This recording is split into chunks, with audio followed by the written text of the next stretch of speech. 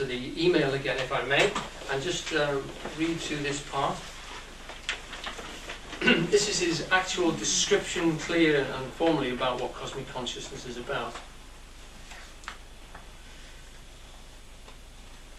He had his illumination, as I say, in a hansom cab. He was coming back from a poetry evening where he'd been with friends in London. He's 35 years of age, and he lists these things as being very important because when he looked at the other incidences historically of cosmic consciousness, he didn't realise what it was that was causing it, so he tried to note down all the details that were similar, and those sort of things are quite important. He found it was usually in summertime where people had these experiences, and usually it was in their 30s. Not necessarily, not rigidly so, but this is a sort of a fascinating thing which you'd never actually considered thinking about, but being a recorder of information, he jotted this down and thought it might be quite significant. He also talks about himself in the third person, which is very strange for us nowadays. The writer, he calls himself, and he. So it might sound peculiar, but he's actually talking about himself here. The person suddenly, without warning, has a sense of being immersed in a flame or a rose-coloured cloud, or perhaps rather a sense that the mind is itself filled with a crowd of haze. At the same instant, he is, as it were, bathed in an emotion of joy, assurance, triumph, salvation. The last word is not strictly correct if taken in its ordinary sense, for the feeling, when fully developed, is not that a particular act of salvation is effective, but that no special salvation is needed. That's important. No special salvation is needed. The scheme upon which the world is being built is self-sufficient. It is this ecstasy, far beyond any that belongs to the merely self-conscious life, with which the poets, as such, especially occupy themselves. As Gautama in his discourses, preserved in the sutras he calls them, Jesus in the parables, Paul in the epistles, Dante at the end of the Purgatorio and in the beginning of the Paradiso, Shakespeare in the sonnets, Balzac in Serafito, Whitman in The Leaves, Edward Carpenter in Towards Democracy, leaving to the singers the pleasures and the pains and the loves and hates and joys and sorrows, peace, war, life and death of self-conscious man. Though the poets may treat of these too, but from the new point of view, as expressed in the Leaves of Grass by Whitman, I will never again mention love or death inside a house. That is, from the old point of view, with the old connotations. Simultaneously or instantly, following the above sense and emotional experiences, there comes to the person an intellectual illumination quite impossible to describe. Like a flash, there is presented to his consciousness a clear conception, a vision, in outline of the meaning and drift of the universe. He does not come to believe merely, but he sees and knows that the cosmos, which to the self-conscious mind seems made up of dead matter, is in fact far otherwise, is in very truth a living presence. He sees that instead of men being, as they were, patches of life scattered through an infinite sea of non-living substance, they are in reality specks of relative death in an infinite ocean of life.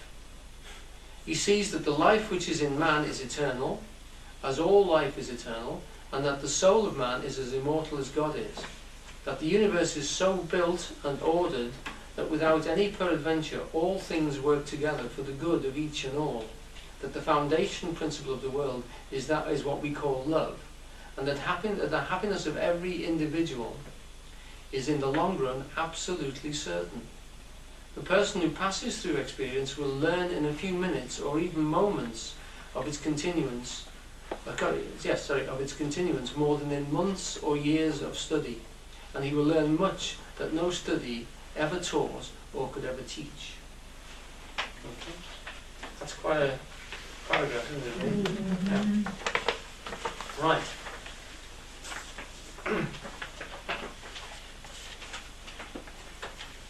Another strange thing, we've got to remember maybe the background that the book came from, but he'd had this experience, and he talked to a lot of people, a lot of friends in the medical profession, etc.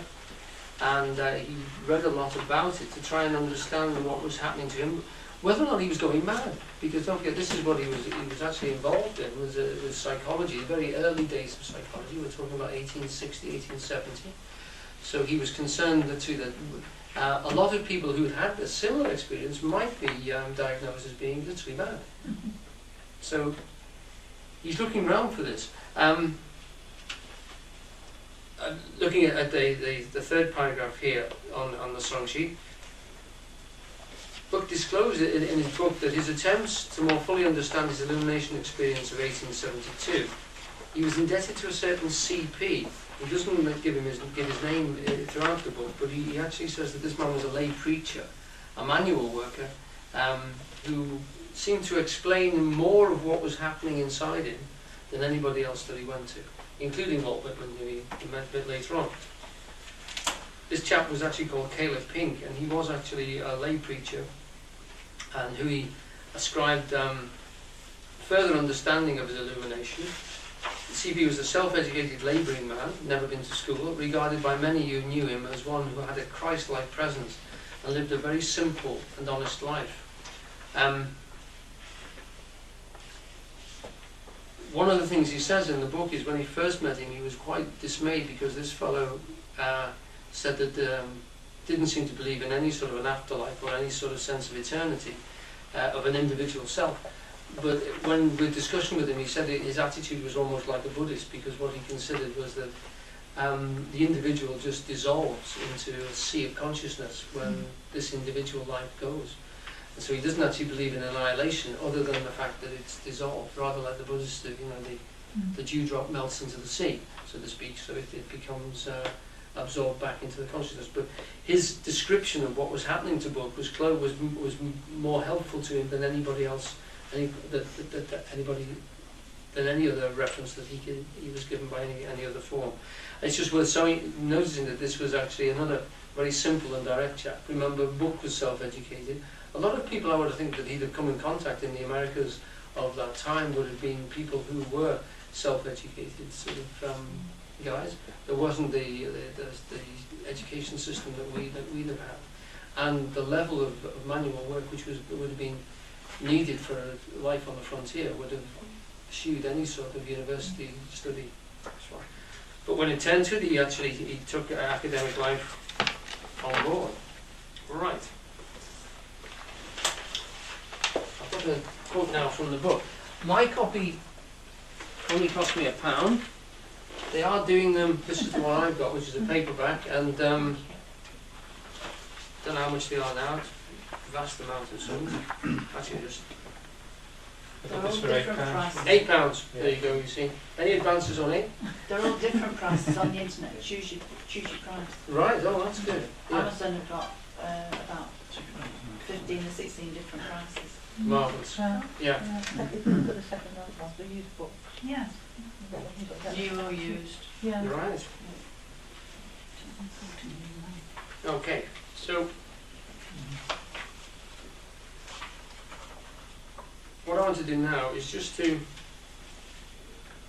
come back. He's a very practical guy, and on page 3 in the book, he addresses himself as to why he should write a book.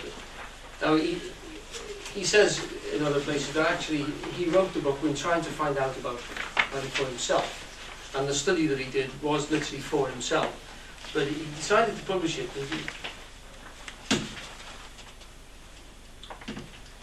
He expects his work, again he's talking to himself about himself in the third person, he expects his work to be useful in two ways.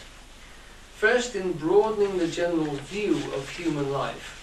He wants us to realise that this goal, if you like, which is hovering above us as human beings, as self-conscious human beings, is there, and it's pulling us towards it in some way.